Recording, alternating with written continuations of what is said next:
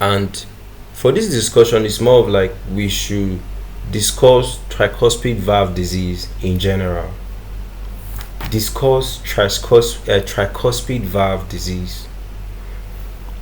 So for the tricuspid valve disease, we said that it refers to any condition that is affecting the valve. Where is the tricuspid valve in the heart? Of course, on the right side, between the right atrium and the right ventricle. So any disease at all that can affect that valve is a tricuspid valve disease. So it's more of like you are trying to talk about the types of tricuspid valve disease. So we have tricuspid valve regurgitation, which we just spoke about. The tricuspid valve is not closing properly, so blood is coming down the right atrium, but it's actually what? Regurgitating back the right atrium again.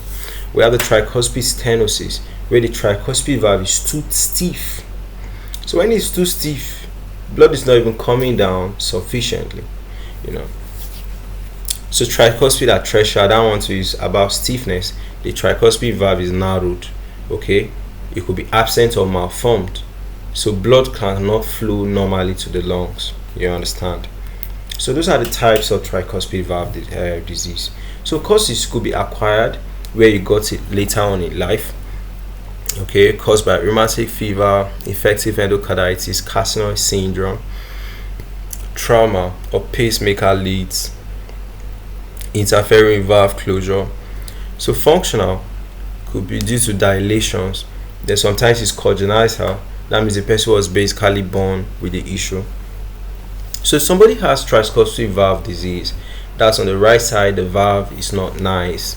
What are the things that the person is likely to complain about? So such people, they complain about being weak, they complain about swellings in the legs, they complain about swellings in their abdomen, they complain about liver congestion, they complain about their jugular vein being distended, okay? So neck veins, pulsations, if you tell them to actually do like this and you check the jugular vein. There's shortness of breath and palpitations, and there's cyanosis in congenital cases, okay?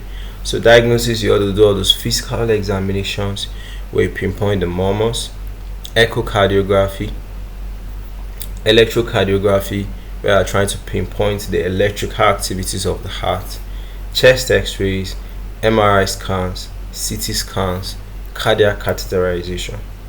All of this should help you pick up tricuspid valve disease.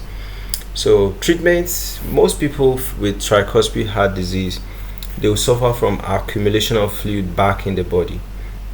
So diuretics is very important. Diuretics will help to put out the fluid. Most of them, maybe blood could be flowing so sluggish, so it could lead to blood clots. So you give them anticoagulation drugs to stop some unnecessary blood clots. Then surgical treatment include, you can repair or you can actually replace the tricuspid valve if the